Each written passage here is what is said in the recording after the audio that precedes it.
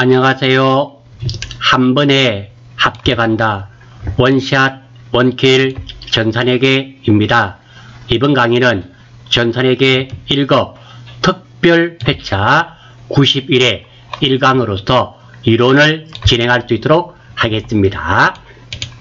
자, 1번입니다. 자, 이론 문제 풀이하시기 전에는 이론 문제를 풀이하실 때는 실기 화면의 계정 과목 및 적요 등록을 실행시켜 두고 풀이를 하시면 아주 유리합니다. 1번 다음의 자산을 일반 기업회계 기준에 따라 유동성 배열법으로 나열할 경우 배열 순서로 옳은 것은 재고자산부터 당좌자산까지 나와 있네요. 먼저 이 문제를 풀이하기 전에 유동성 배열의 원칙입니다. 자산, 부채는 현금성이 빠른 순서대로 배열하는데요. 이 문제는 기억을 하시면 사실은 1급을 응시하면 이 정도는 알아주셔야 되는데요. 우리가 시험장에서 당황을 한다든지 하면 기억이 잘 안 나는 경우가 있습니다. 이때는 우리 실기 화면의 계정 과목 및 적요 등록을 실행시켜 두고 문제를 풀이하죠. 여기에 보시면 자, 왼쪽입니다. 왼쪽에 유동성 배열의 원칙에 의해서 당좌, 재고, 투자, 유형, 무형, 기타 비유동자산 순으로 나와 있죠. 나와 있습니다. 이거 보고 찾으시면 돼요. 따라서 1번 문제는 공짜 문제다. 이래 생각하시면 됩니다. 자, 그래서 뭐부터 출발한다? 당좌, 그 다음이 재고, 다음 투자, 유형, 무형, 이 순서네요. 정답은 2번이 되겠으며 1번 문제는 시험 치는 요령이죠. 방법입니다. 이렇게 쉽게 맞출 수 있는 문제입니다. 2번 다음은 무형 자산의 상각 방법에 대한 설명이다. 틀린 것은 무형 자산의 상각 방법이네요. 자, 무형 자산의 특징입니다. 첫 번째, 내부적으로 창출한 영업권은 무형 자산으로 인식하지 않습니다. 그러니까 자, 영업권인데요. 내부적으로 창출한 것은 무형 자산이 아니다. 즉, 내가 거리에서 자판을 하는데 자판에서 붕어빵을 팔고 있습니다.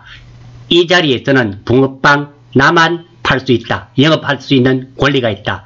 이렇게 해봤자 그거는 무형자산으로 인정해주지 않는단 말입니다. 그러면 어떤 영업권만 무형자산으로 인정을 해주느냐 하면 돈을 지급하고 구입한 영업권만 무형자산으로 인식을 합니다. 무형자산의 최대 상각기간은 20년을 초과할 수 없습니다. 무형자산의 상각 후 잔존 가치는 0원으로 합니다. 무형자산의 상각 방법은 합리적이고 체계적인 방법이 있다면 해당 상각 방법을 선택하고 없을 때는 정액법을 사용합니다. 이 부분도 많은 오해가 있는데요. 무형자산은 감가상각 방법이 정액법이 원칙이다. 이 말은 틀렸습니다. 우리 감가상각 방법에는 정액법, 정률법, 생산량 비례법, 연수합계법 이런 것들이 있는데요. 이 중에 합리적인 방법이 있다면 정률법이 합리적이다 하면 정률법으로 해야 되고, 그런데 그런 방법이 없다면 없는 경우는 정액법으로 하는 것이 원칙이다. 이런 의미가 됩니다. 그리고 다섯 번째, 연구 단계와 개발 단계를 구분할 수 없는 경우, 우리가 개발하는 경우죠. 지출은 모두 연구 단계에서 개발한 것으로 봅니다. 자, 연구 단계에서 지출한 것은 개발비가 됩니다. 무형 자산입니다. 하지만 개발 단계에서 지출한 것은 무엇이다?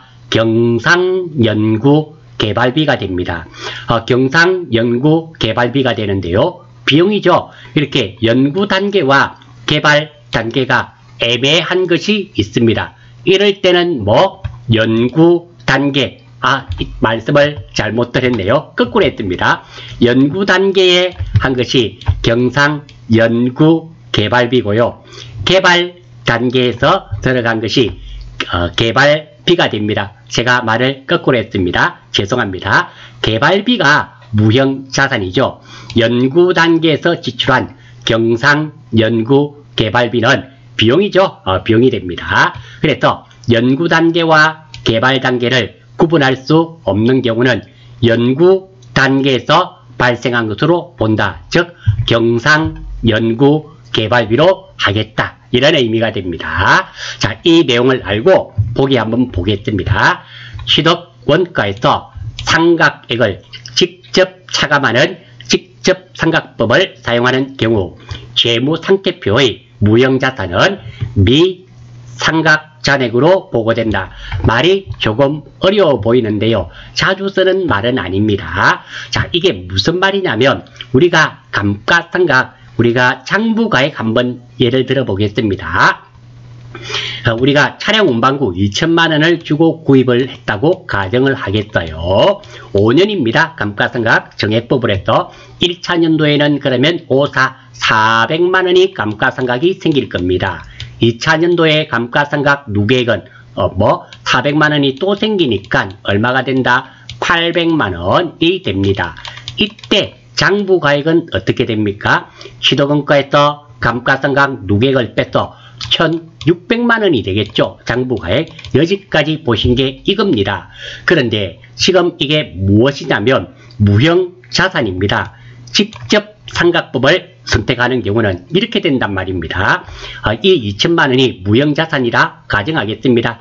정액법을 하겠습니다. 똑같습니다. 자, 그러면 1차 년도 감가상각비가 얼마가 됩니까? 400만원 빼버립니다. 그러면 잔액이 얼마가 되죠? 1600만원. 2차 년도는 이 1600만원이 장부가액, 기초가액이 된단 말입니다. 여기서 또 400만원 빼기 들어간다. 이런 식으로 되는 것이 무형자산은 미상각잔액, 상각 안 된 이 잔액으로 보고된다. 이런 의미가 됩니다. 말이 조금 어렵죠. 제가 설명하고도 무슨 말인지 잘 모를 수 있겠네요. 그러니까 이런 말입니다. 우리 차량 운반구 같은 경우는 2천만원을 주고 구입했습니다. 그러면 감가상각비가 얼마가 된다? 400만원이죠. 정액법 5년이라면 400만원입니다. 이렇게 되는데요. 그러면 그 다음 차기에는 어떻게 될까요? 취득원가는 2천만원으로 변함이 없고요. 감가상각비, 감가상각 누계액이 얼마? 400만원으로 표시가 됩니다. 차기에. 하지만 직접 상각법을 이용한단 말은 그런 뜻이 아니고요. 2천만원을 구입했었는데 감가상각비가 얼마가 발생했다? 당해에 400만원이 발생했다면 차기에 다음에는 상각이 이루어진 잔액 얼마가 되죠? 1600만원이 기초가액으로 잡히는 겁니다. 하지만 조금 전에 우리 차량 운반구 예의 경우는 취득원가가 얼마였습니까? 다음 해에도 2천만원으로 잡혔죠. 이게 취득가액, 기초가액입니다. 기초가액이 바뀌느냐 안 바뀌느냐 그 차이로 생각하시면 되겠습니다. 두 번째, 무형자산의 잔존가치는 0은 없는 것으로 원칙으로 한다. 예, 맞습니다.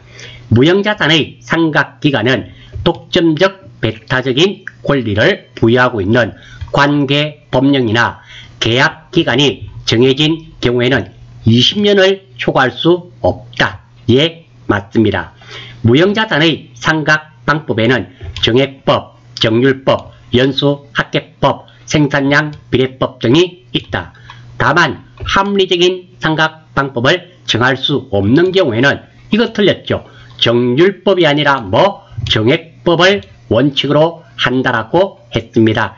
따라서 정답은 4번이 되며 아마 이 내용을 잘 알고 있었더라면 충분히 맞추실 수 있는 그런 간단한 문제가 되겠습니다.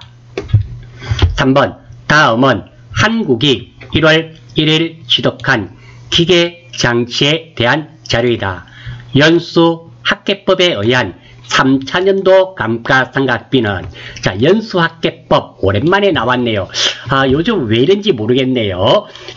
이게 사실 연수합계법 감가상각비는 전산 세무에 주로 출제되는데, 이게 회계 1급에 나왔네요. 연수합계법 공식부터 보겠습니다. 자, 앞부분은 여러분들 정액법이죠. 똑같습니다. 똑같고 뒷부분이 연수의 합계 나누기 연수의 역순입니다.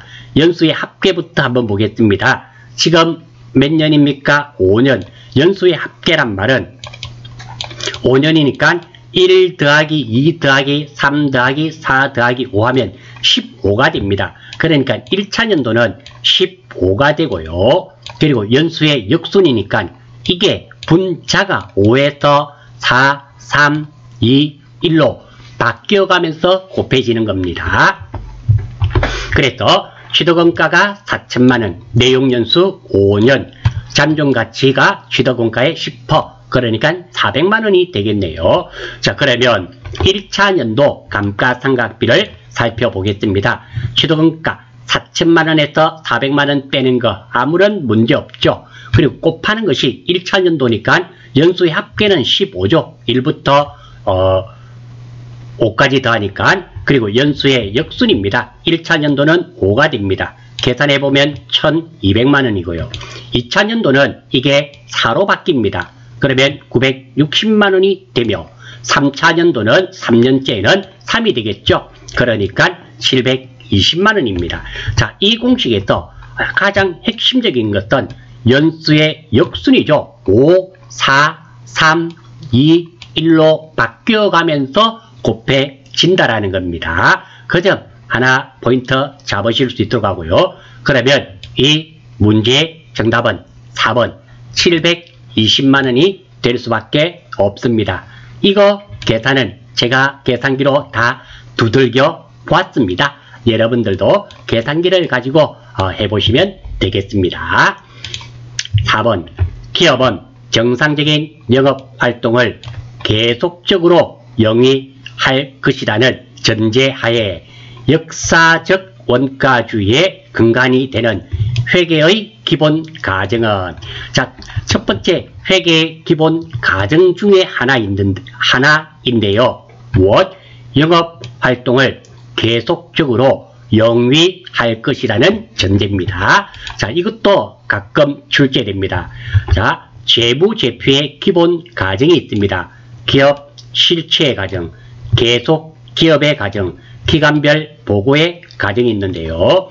기업 실체 가정은 기업을 하나의 독립된 주체, 제가 이렇게 초록색으로 해둔 거 있죠. 이런 것들은 밑줄 쫙 그어주시고 이것이 가장 큰 포인트란 말입니다. 보고 기업 실체를 중심으로 경제적 현상을 재무제표에 보고해야 한다는 가정, 즉 소유주와 분리가 되고, 아무튼 기업 실체 가정은 기업을 하나의 독립된 주체로 본다는 거. 두 번째, 계속 기업의 가정입니다. 기업이 계속 유지된다는 가정, 이것이 가장 큰 포인트가 되며, 경영진이 기업을 청산하거나 경영 활동을 중단하지 않고 기업이 계속 유지된다는 가정이 되며 감가상각을 하는 감가상각의 이론적 근거가 되겠습니다. 기간별 보고의 가정, 자, 말 그대로입니다. 기간별로 재무 상태와 경영 성과를 보고한다는 가정입니다. 기말 손익 정리 분괴를 하는 이론적 근거가 됩니다. 그리고 중요합니다. 재무제표의 작성 책임은 경영자에게 있습니다. 이 점 알아주시고요. 다음 재무상태표의 작성 원칙입니다.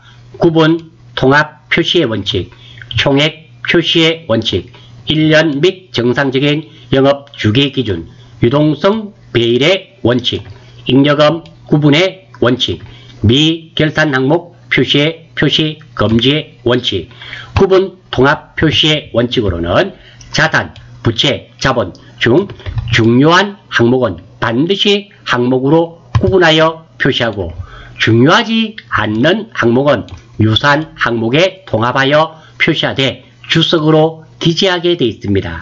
총액 표시의 원칙. 자산과 부채는 원칙적으로 상계하여 표시하지 않고 총액으로 표시합니다. 그리고 1년 및 정상적인 영업주기 기준, 결산일 현재 1년 또는 정상적인 영업주기를 기준으로 구분하여 표시. 유동성 배열의 원칙, 앞에서도 나왔죠.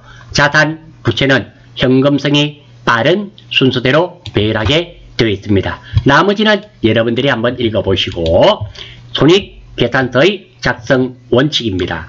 발생주의 원칙, 실현주의 원칙, 수익, 비용, 대응의 원칙, 총액 표시의 원칙, 구분 표시의 원칙이 있는데요. 발생주의 원칙입니다. 현금 및 현금의 유입, 유출의 경제적 사건이 발생했을 때 수익과 비용을 인식하고요. 그리고 실현주의 원칙, 경제적 효익의 유입 가능성이 높고 효익을 신뢰성 있게 측정할 수 있을 때 수익을 인식하며, 구분 표시의 원칙, 비용과 수익과 비용을 상계하지 않고 구분하여 표시, 따로 표시해야 된다. 이런 의미가 되겠습니다. 자, 이 내용을 알고 지금은 영업활동을 계속적으로 영위할 것이라는 전제는 계속 기업의 가정이 되겠죠. 4번의 정답은 2번이 되겠습니다. 5번, 다음의 외상 거래 중 미지급금으로 처리해야 할 거래는 제품을 판매하고 한 달 후 3개월 만기 엄으로 받았다. 자, 이것은 꼭 기억하셔야 되는 거. 이거 받을 아닙니까? 예, 맞습니다. 그렇게 하실 수도 있지만 지금은 문제를 잘 보셔야 됩니다. 자, 외상거래라 하지 않았습니까? 즉 판매 시점에 외상으로 팔았단 말입니다. 그때 미지급금으로 처리되는 것, 즉 돈 받는 것은 이것은 아무런 관계가 없습니다. 판매 시점에 제품을 판매하고 한 달 후에 받기로 했네요. 그러면 판매 시점에선 외상 매출금이 되겠죠? 1번 아닙니다. 상품을 외상으로 구입하고 한 달 후 현금으로 지급하다. 한 달 뒤는 필요가 없습니다. 상품을 외상으로 구입했습니다. 그러면 뭐가 된다? 매입 시점에서는 외상 매입금이 되겠네요. 사무실에서 사용할 에어컨을 외상으로 구입하다. 재고자산이 아니니까 비품이니까 미지급금이 되겠습니다. 정답은 3번이 되겠습니다. 4번, 원재료를 구입하면서 보통예금으로 이체하다. 자, 이 문제도 한번 보겠습니다. 자, 이거는 매입 시점의 외상 매입금입니다. 자, 이거 원재료 구입했고 보통예금 줬으니까 무엇이다? 보통예금 아닙니까? 원재료, 차빈이 원재료, 대빈이 보통예금 아닙니까? 라고 생각하실 수도 있지만 외상 매입금인 이유가 있습니다. 문제에서 외상거래라고 하였기 때문에, 즉 외상거래란 말은 원재료 구입하면서 외상으로 했단 말입니다. 그리고 그 돈을 나중에 보통예금으로 이체했단 말이죠. 때문에 매입 시점에 보통예금을 지급한 것이 아니기 때문에 외상 매입금이 됩니다.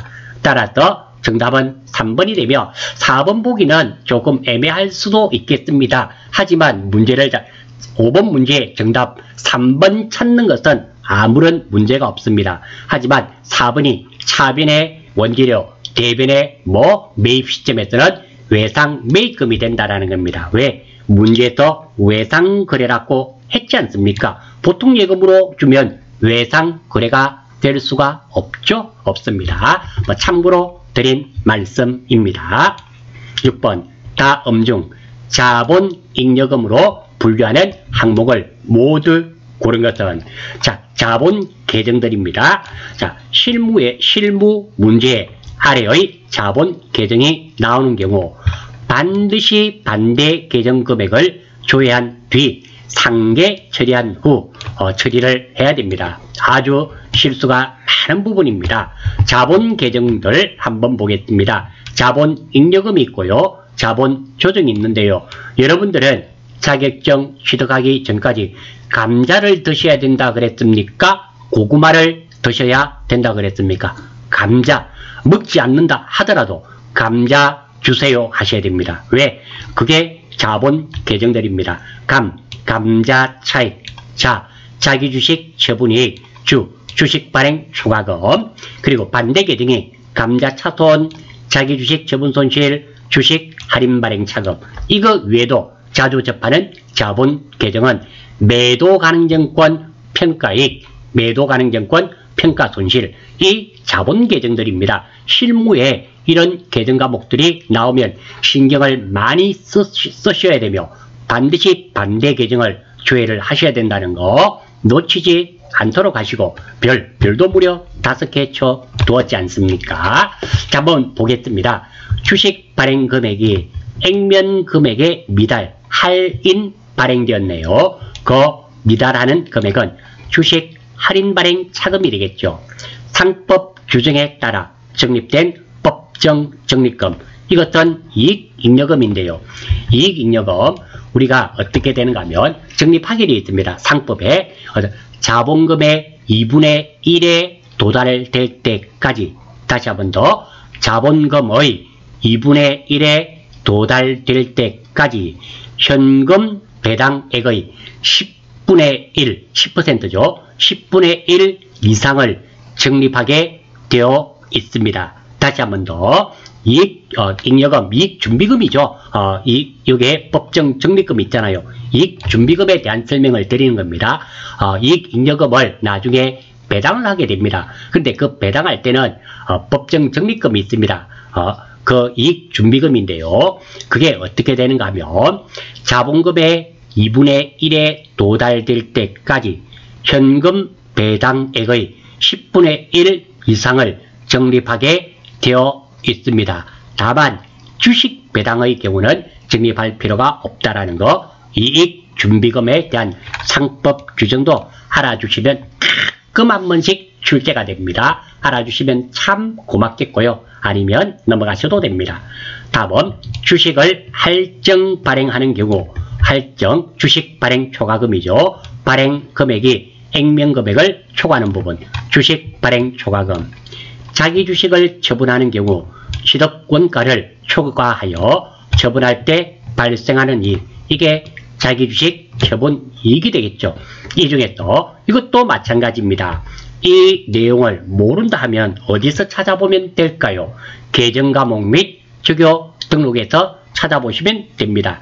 답은 주식 발행 초과금과 자기 주식 처분 이익이 자본 잉여금에 해당이 됩니다. 따라서 정답은 3번이 될 수밖에 없습니다.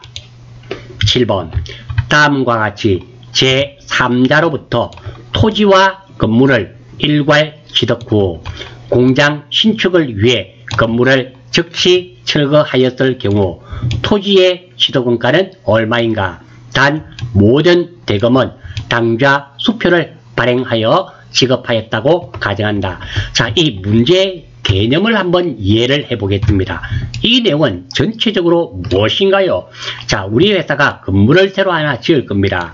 그래서 토지를 샀어요. 근데 토지만 있으면 참 좋을 텐데 여기 썩은 건물이 하나 있단 말입니다. 그럼 이 썩은 건물은 없애야 되겠죠? 그래서 이런 내용입니다.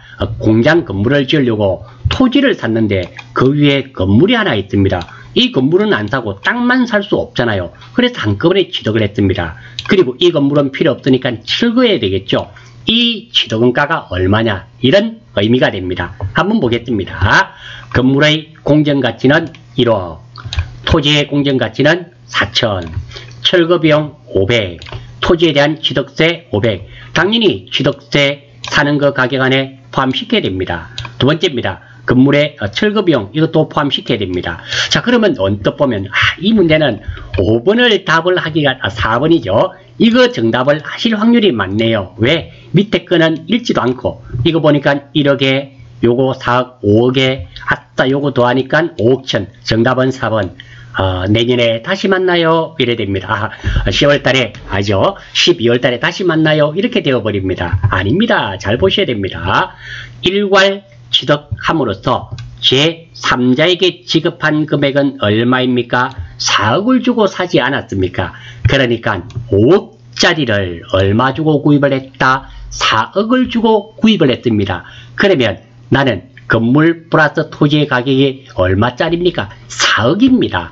이 4억에 500만원 더하니까 4억 1000만원이 되겠죠. 따라서 정답은 3번이 되겠습니다.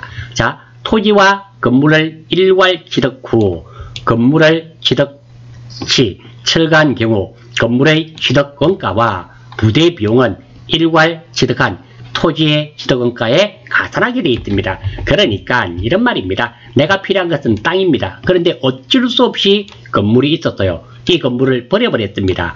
철거해버렸어요. 당연히 철거 비용 더해야 되겠죠. 취득되니까 당연히 더해야 됩니다. 더하는데 여기서는 하나가 주례가 하나 있었죠. 내가 3자에게 지급한 금액이 얼마다? 4억. 즉 이 금액을 5억짜리를 얼마 주고 샀다? 4억을 주고 구입을 했단 말입니다. 그래서 총액은 4억 1000만원인 3번이라는 거. 그리고 여러분들 시험 치실 때 이런 문제들을 가장 실수하는 경우가 많은 게 어떤 경우냐 하면은 문제를 내가 보고 싶은 글자들만 보시는 거예요. 그러면 당연히 해석이 달라지게 되고 해석이 틀리게 되면 답도 틀리게 됩니다. 그래서 문제 여기서부터 출발해서 여기까지 다 보셔야 되며 이것도 이 내용을 다 읽어보셔야 됩니다. 한자라도 놓치시면은 결코 좋은 결과를 기대하기가 어렵다라는 정의를 내리면서 7번 문제는 넘어가겠습니다. 8번 주 세무전자는 거래처와 제품 판매 계약을 체결하면서 계약금 명목으로 수령한 받은 500만원에 대하여 이를 수령한 시점에 제품 매출로 회계 처리하였다. 선수금 해야 되는데 제품 매출로 했단 말이네요. 안되죠. 틀렸습니다. 이러한 회계 처리로 인해 나타나는 결과는 자 계약금 명목 우리 분계를 한번 보겠습니다. 정상적인 회계 처리를 했을 때는 현금으로 받았다고 가정했을 때 차변은 현금, 대변은 선수금 500이 되어야 됩니다. 이것을 어떻게 했단 말입니까? 틀린 회계 처리는 현금은 문제였고요. 제품 매출로 했단 말입니다. 이럴 때 자 어떻게 됩니까? 부채가 있어야 되는데 부채가 없어지니까 부채가 줄어들게 되겠죠. 제품 매출이라는 수익이 발생이 되어버렸네요. 그래서 자산 관계없습니다. 비용 관계없습니다. 자본 관계없죠. 부채의 과소계상이 됩니다. 따라서 이 내용은 부채의 과소계상, 수익의 과대계상이 됩니다. 물론 수익이 지금 이렇게 되면 증가됩니다. 수익이 증가되면 단기 순이익이 증가되겠죠. 그러면 기말자본은 기초자본에서 단기 순이익이니까 자본은 과대계상이 되어야 됩니다. 비용은 아예 해당 사항이 없고요. 자산도 아예 해당 사항이 없습니다. 3번은 해당 사항이 일정 부분 있습니다. 자본은 과대계상되겠죠. 왜?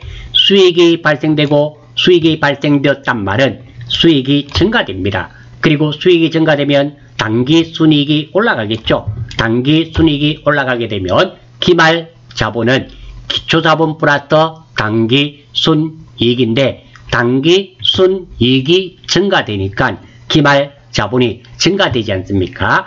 그런 효과이기 때문에 자본은 과대 계상이 된다라고 했었더라면 이 문제는 맞았다 이래 되겠네요. 아무튼 문제 8번의 정답은 4번이 되겠습니다. 크게 어려운 문제 아니네요. 문제 9번입니다. 다음 자료를 통해 평균법에 의한 재료비와 가공비의 완성품 환산량을 계산하면 자 종합원가에서 완성품 환산량을 계산하는 건데요. 선입선출법과 평균법이 있습니다. 이 문제의 포인트가 되겠습니다. 자, 이 문제를 풀기 위해서는 공식을 좀 알고 계셔야 되는데요. 재료비입니다. 재료비는 말 그대로 무엇을 만들기 위한 재료가 되겠죠. 그래서 단기 완성품 수량에는 재료가 다 들어갔겠죠. 두 번째, 기말 남아있는 거에도 재료는 들어가 있습니다. 그리고 기초 제공품을 빼면은 선입 선출법의 재료비 과는 공식이 되고요. 가공비, 자, 이 공식을 외우실 때도 무작정 외우지 마시고 가공비의 뜻을 이해하시면 쉽습니다. 가공비란 갈고 닦고 쪼고 하는데 들어가는 돈이 가공비입니다. 따라서 단기 완성품 수량은 완성된 거는 갈고 닦고 쪼고가 다 들어갔겠죠. 두 번째, 기말 제공품 중에는 100%가 아니라 완성도만큼 가공이 되었지 않겠습니까? 그리고 선입선출법에서는 기초에 제공됐던 기초 제공품에서 완성도만큼은 빼줘야 됩니다. 왜? 이미 기초에 어느 정도 완성이 되었지 않습니까? 평균법입니다. 재료비, 단기 완성품 수량 안에는 재료가 100% 들어갔겠죠. 그리고 기말 제공품 수량에도 100% 들어갔습니다. 가공비입니다. 단기 완성품 수량 플러스 기말 제공품 수량의 완성도만큼입니다. 따라서 공식을 하나만 아시면 되는 거예요. 선입 선출법만 기억하시고 평균법은 이 기초 제공품이 사용이 되지 않는 것이 평균법이 됩니다. 그래서 공식이 어려워 보이고 길어 보이지만 실제로는 하나로 해결이 되는 겁니다. 따라서 선입 선출법과 평균법의 가장 큰 차이점은 기초 제공품 사용 유무입니다. 이 기초 제공품이 사용이 되면 선입 선출법, 사용되지 않으면 평균법입니다. 문제에서는 평균법을 물어보았네요. 이 자료를 가지고 자, 이 두 가지 평균법에 대해서도 구해보고 그리고 선입 선출법을 가지고도 구해보겠습니다. 자, 먼저 선입 선출법입니다. 기초 제공품이 빠지는 거죠. 빠지는 겁니다. 빼주는 거예요. 자, 위에 이 자료를 보고 자, 제공품 계정을 만드시면 됩니다. 어렵지 않습니다. 자, 먼저 차변에 기초 제공품, 기초 제공품 100개 30%. 다음, 단기 착수량 900개입니다. 단기 착수수량을 여기에 적고요. 다음, 자, 단기 완성품 수량이 700개네요. 단기 완성품 수량 700개. 기말 제공품 수량 300개. 완성도 50%. 기말 제공품 수량 300개 50% 적었습니다. 자, 이렇게 이것을 보고 이렇게 적는 것을 물량의 흐름을 파악한다 이런 표현을 써요. 그래서 제일 먼저 해야 되는 작업이 물량의 흐름을 파악하는 겁니다. 자, 이 문제에서는 지금 단기 완성품 수량을 주었습니다. 어떤 문제에서는 이걸 주지를 않습니다. 그러면 우리가 계산을 해내어야 되겠죠. 왜? 기초 제공품 100개, 단기 착수 수량이 900개입니다. 기말 제공품 수량이 300개네요. 이거를 제시해주지 않는다 하더라도 우리는 700개를 찾아낼 수 있는 능력이 있어야 된다라는 겁니다. 알아주시고 지금은 출제위원이 아주 친절하게 알려주었습니다. 자, 이 공식에 의해서 먼저 재료비입니다. 단기 완성품 수량입니다. 700개. 그리고 기말 제공품 수량 300개. 그리고 선입 선출법이니까 기초 제공품 수량 100개를 빼면은 재료비는 900개가 된 것입니다. 가공비 한번 구해보겠습니다. 가공비는 단기 완성품 수량 700개입니다. 그대로 적었습니다. 그리고 기말 제공품 수량 곱하기 완성도입니다. 300개 곱하기 50%네요. 빼기 기초 제공품 수량 곱하기 완성도 100개 곱하기 30%를 하면 820개가 가공비가 됩니다. 이 두 개가 선출법의 재료비와 가공비 구하는 것이고요. 두 번째입니다. 평균법입니다. 자, 여기까지는 동일합니다. 선출법이든 평균법이든 동일합니다. 먼저 재료비입니다. 재료비는 단기 완성품 수량 플러스 기말 제공품 수량이 되니까 1000개가 됩니다. 더 간단하죠. 그리고 가공비입니다. 가공비는 단기 완성품은 당연히 가공비가 100% 들었죠. 그리고 기말 제공품이 300개 남았는데 50%만큼 완성이 되었으니까 가공비도 300개의 몇 퍼? 50개만큼 가공비가 들었습니다. 요거는 850개가 되겠죠. 따라서 문제에서는 평균법을 물어보았습니다. 재료비는 1000개가 되며 가공비는 850개일 수밖에 없습니다. 정답은 3번이 되겠습니다. 결코 어려운 문제가 아니며 이 내용이죠. 지금은 이것만 하시면 충분히 문제를 풀이하실 수 있고 맞추실 수 있는 그런 문제가 되겠습니다. 10번입니다. 원가 형태에 따라 다음의 설명에 해당되는 것은 무엇인가? 자, 원가 형태네요.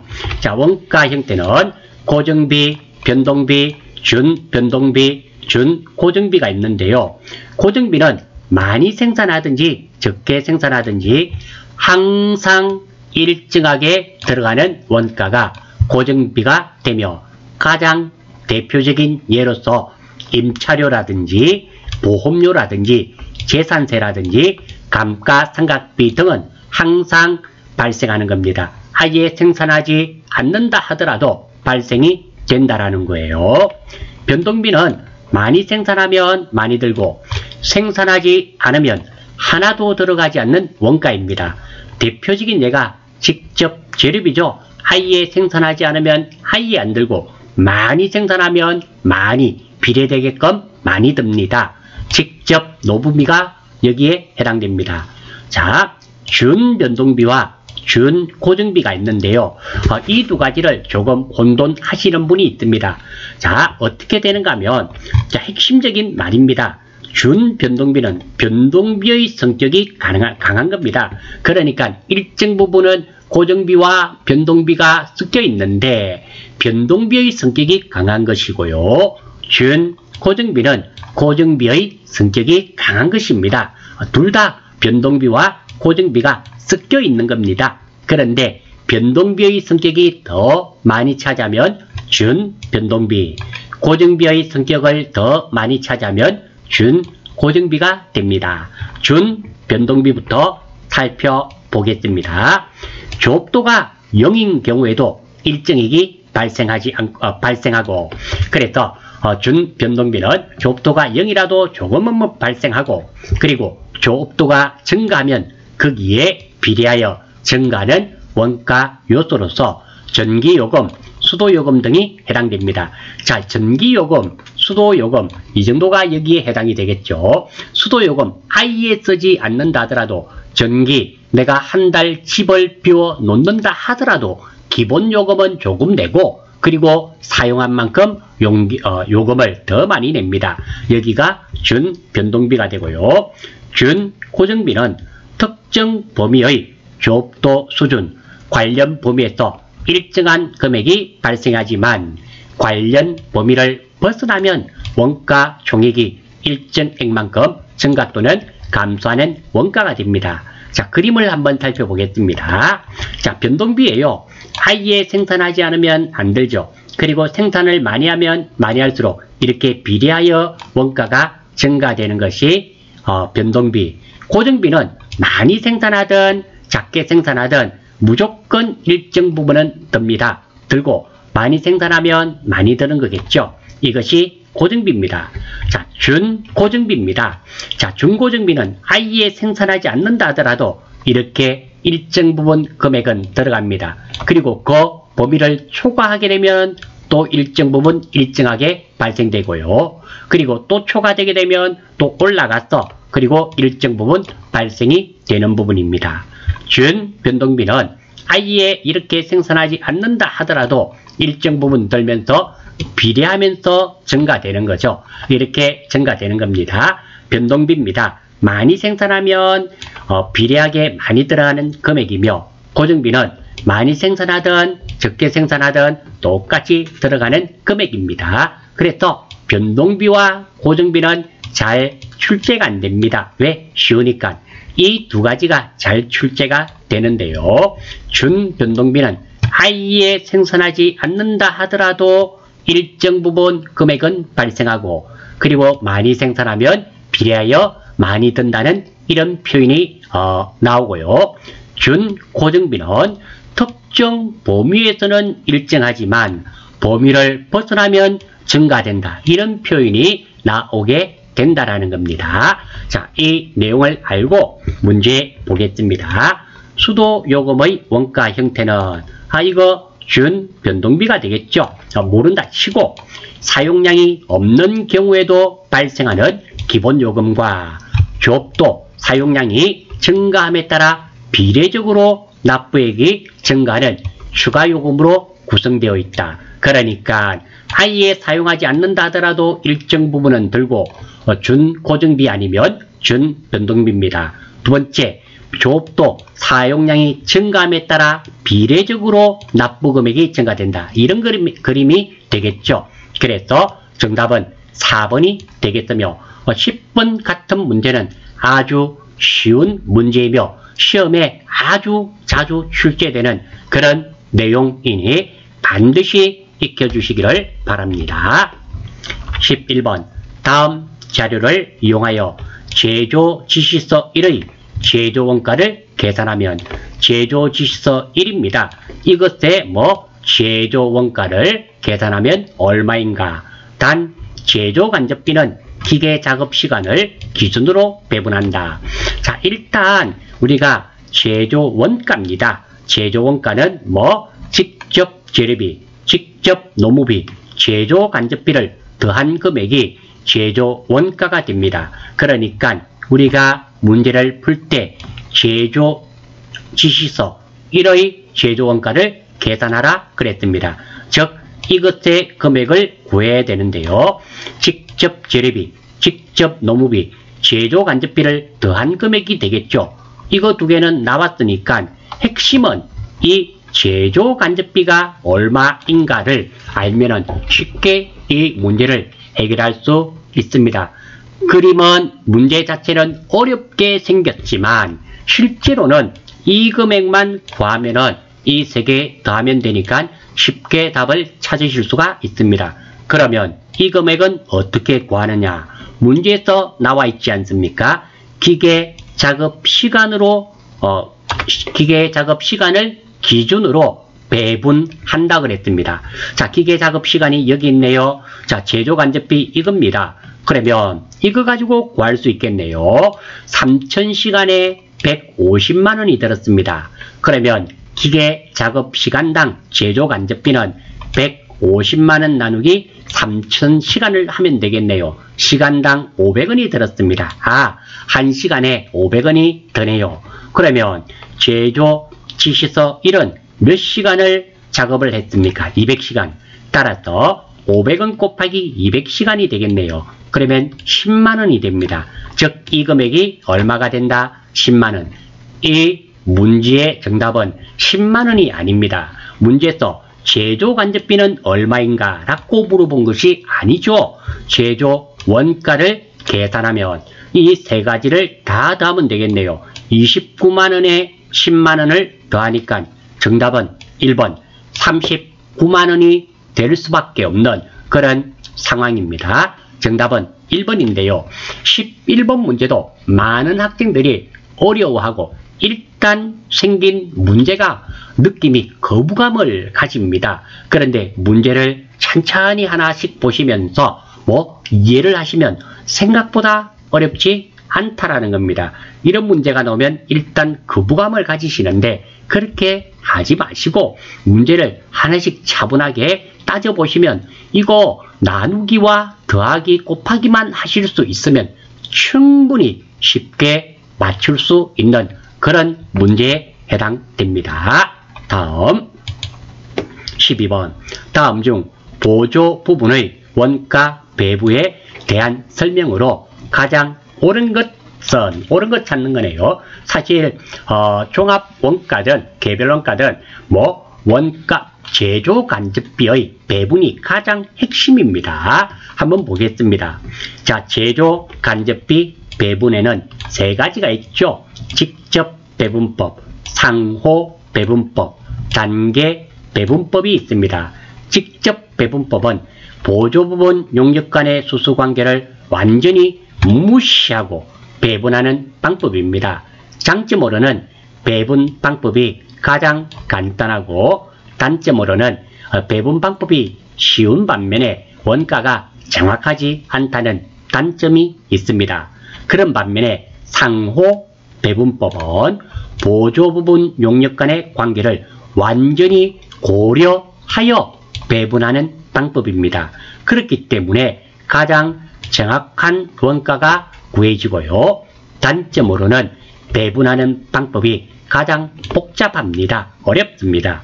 단계 배분법은 직접 배분법과 상호 배분법을 더한 배분법으로서 중간 정도 되는 것입니다. 일정 부분은 직접 배분법을, 일정 부분은 상호 배분법을 이용해서 배분하는 방법으로 직접 배분법과 상호 배분법의 중간 정도가 됩니다. 이 정도 알아주시고요. 다음, 우리가 전산에게 1급을 치면서 반드시 기억해야 되는 공식이 있습니다. 이 공식은 반드시 외우고 계셔야만 됩니다. 그래야지만 계산하는 문제에 거부감이 없다라는 겁니다. 별도 무려 5개죠. 별 5개짜리는 무조건입니다. 이유가 없이 아셔야 되는 그런 내용이란 의미가 됩니다. 다음, 자, 그래서 12번. 자, 직접 배분법은 보조 부분 용역 간의 용역 수수를 일부 인식하는 방법이다. 1번 틀렸죠? 완전히 무시하는 겁니다. 일부 인식하는 방법은 무엇이 됩니까? 단계 배분법이 되겠죠. 보조 부분비 배부 효과에 있어 단계 배분법은 직접 배분법과 상호 배분법의 중간 정도의 효과가 있다. 정확하죠? 정답은 2번입니다. 3번 상호 배분법은 이론적으로 가장 타당하면서 배부 절차도 매우 간편하다. 자, 여기까지는 맞네요. 이론적으로 가장 타당합니다. 왜? 가장 정확하니까. 하지만 절차가 가장 간편하지를 않죠. 가장 복잡합니다. 그래서 틀렸습니다. 단계 배분법은 보조 부분의 배부 순서와 상관없이 원가를 계산한다. 자, 이게 4번이 제가 설명을 안 들었지만 단계 배분법은 배부 순서에 따라서 원가가 달라집니다. 그래서 상관이 있습니다. 상관이 있어요. 직접 배분법을 먼저 하든지 상호 배분법을 먼저 하느냐에 따라서 이게 원가가 완전히 달라지게 됩니다. 그래서 틀렸습니다. 정답은 2번이 되겠네요. 13번 다음 중 부가가치세법상 용역의 공급으로 과세하지 않는 것은 우리 용역의 공급도 있고요. 재화의 공급도 있잖아요. 재화의 공급이란 말은 물건, 제품 뭐 이런 것들을 의미하게 되며 용역의 공급이란 말은 노동력이죠. 노동력으로 과세하지 않는 것은 고용관계에 의하여 근로를 제공하는 경우. 정답은 1번이죠. 여러분들 월급 받으시면서 부가가치세 납부합니까? 납부하지 않죠. 용역의 공급에서 근로는 과세하지 않습니다. 그래서 정답은 1번이네요. 자, 과세하는 것들 살펴보겠습니다. 건설업자가 건설자재의 전부 또는 일부를 부담하고 공급하는 용역의 경우 이때 용역은 과세가 되는 겁니다. 상대방으로부터 인도받은 재화의 주요한 자재를 전혀 부담하지 아니하고 단순히 가공만 하는 용역을 제공했을 때도 그 용역의 제공에 대해서는 부가세가 부과됩니다. 사업자가 특수 관계에 있는 자에게 사업용 부동산의 임대 용역을 무상으로 공급하는 경우도 부가세를 납부해야 되는데요. 자, 여기서 사업자가 특수관계에 있는 자에게, 자, 특수관계에 있는 자란 말은 주주라든지 이런 사람을 말하는 겁니다. 우리 사업과 밀접한 관련이 있는 사업장이 특수관계에 있는 자에 해당됩니다. 따라서 정답은 1번이 되겠습니다. 14번. 다음 자료를 이용하여 부가가치세법상 일반 과세자의 부가가치세 매출세액을 계산하면 얼마인가? 언뜻 보더라도 매출액이니까 10%를 이 금액을 구해서 10%를 계산해야 되겠네요. 한번 살펴보겠습니다. 자주 출제되는 부가가치세법 두 번째인데요. 자, 이게 자주 출제되는 부가가치세법, 많은 학생들이 부가가치세법이 나오면 어려워합니다. 그런데 실제 물론 부가가치세법 엄청나게 많습니다. 그런데 시험에서는 나오는 놈만 나온다. 출제되는 것만 반복해서 출제가 됩니다. 그래서 우리가 법관이 될 것도 아니고 세무소에서 일하는 사람이 될 것도 아닙니다. 그 부가가치세법 세무소에 일하는 사람들도 다 외우고 이해를 못합니다. 그래서 실제로 자주 쓰고 많이 출제되는 것들만 출제됩니다. 제가 요거를 한 6가지인가 어떻게 정리를 해두었습니다. 요점 정리 파일이 있으니까 영상 아래에 적어주시면 전산회계 1급에 관련된 모든 내용을 파일로 메일로 발송해 드리겠습니다. 필요하신 분은 이 영상 아래에 메일 주소를 적어주십시오. 전산회계 2급, 전산회계 1급, 전산세무 2급 요점 정리까지 보내드리는 거에 왕창 보내드리겠습니다. 영상 아래에 메일 주소 적어주시고 메일 받으시면 메일 주소는 삭제해 주시면 됩니다. 자, 한번 보겠습니다.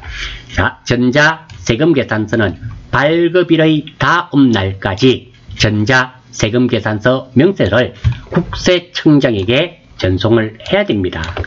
대손금은 과세표준에 포함했다가 대손세액으로 공제합니다. 참고로 대손세액 공제는 확정신고에만 가능합니다. 예정신고 때는 대손세액 공제를 할 수 없습니다. 1기 확정신고 때, 2기 확정신고 때 공제를 합니다. 예정신고 때는 안 됩니다. 그리고 매출 애누리와 하자가 있어서 깎아준 거, 매출 환입은 과세 표준에 포함하지 않습니다. 당연하지 않습니까? 내가 100만원치 팔았다가 10만원치 돌려받았어요. 당연히 90만원치 팔았기 때문에 과세 표준에 포함되지 않습니다. 공급받는 자에게 도달하기 전에 파손, 멸실된 재화의 가액은 과세 표준에 포함되지 않습니다. 공급자에게 가다가 부셔져 버렸습니다. 여차한 이유로. 그는 팔린 거로 보지 않겠다. 팔린 거로 보지 않겠단 말은 부가세를 납부하지 않는단 말입니다. 일반 과세자의 과세 표준은 공급가액의 금액으로 합니다. 지연대가로 받는 연체이자는 과세 표준에 포함하지 않습니다. 그러니까 우리가 납입받을 날이 10일입니다. 근데 13일날 늦게 받았습니다. 그러면 연체료 받죠? 이 연체료는 공급으로 보지 않는단 말입니다. 하지만 우리가 장기 할부 판매 있잖아요. 어떤 거냐면 30개월로 할부로 팔았습니다. 당연히 무이자도 있지만 할부 이자가 납부되는 거잖아요. 그 이자에 대해서는 과세 표준에 포함을 합니다. 다시 한 번 더, 이자가 두 가지가 있는데요. 조금 늦게 받는 연체 이자는 과세 표준에 포함하지 않지만 할부 판매에 따른 상당 금액의 이자는 과세 표준에 포함이 된다라는 거 체크하셔서 기억하시고요. 반드시 이 내용도 알아주셔야 됩니다. 이게 내용이 많아 보이지만 이게 글자가 커서 그렇습니다. 몇 개 되지 않습니다. 꼭 기억하시고 부가가치세법 2가 있단 말은 1도 있단 말이죠. 이게 1부터 제가 6까지인가 그렇게 정리를 해둔 게 있습니다. 요청하시면 메일로 발송하겠습니다. 그리고 납세 의무자입니다. 부가가치세법 2조에 나와 있는데요. 부가세 납부는 영리를 목적으로 하든지 아닌지에 관계없습니다. 영리 사업이든 비영리 사업이든 사업상 독립적으로 재화 또는 용역을 공급하는 자는 누구나 부가세를 매어야 된단 말입니다. 여기에는 개인도 해당되고요.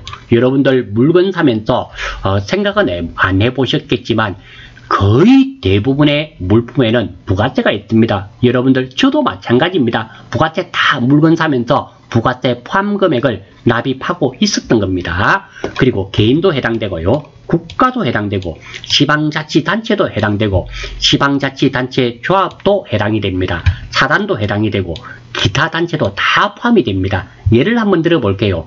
국세청장이 전자제품 에어컨을 하나 구입했습니다. 부가세 납부해야 될까요? 말아야 될까요? 내야 됩니다.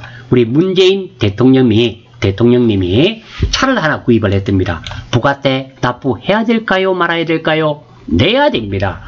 누구나 다 부가세는 내어야 된다. 이런 말입니다. 자, 이 내용을 알고 문제 한번 살펴보겠습니다. 자, 매출세액을 계산하는 겁니다. 자, 총 매출액이 얼마입니까? 1000만원.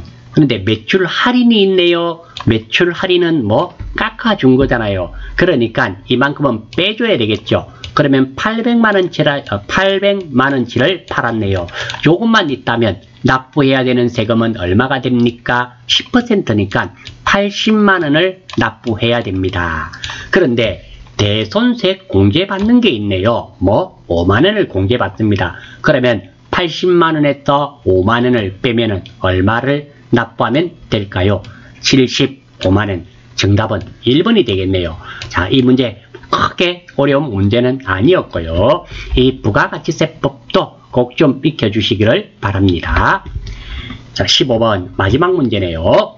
부가가치세법상 과세 기간에 대한 설명으로 틀린 거 찾는 거네요. 한번 보겠습니다. 자, 간이 과세가 있습니다. 이거부터 한번 살펴봐야 되겠네요.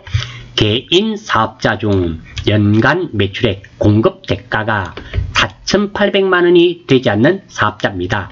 제조업, 법인, 부동산 매매업 등은 사업자는 제외됩니다. 그러니까 개인 사업자라 하더라도 제조업은 어떠한 경우에도 간이과세자가 안 된단 말입니다.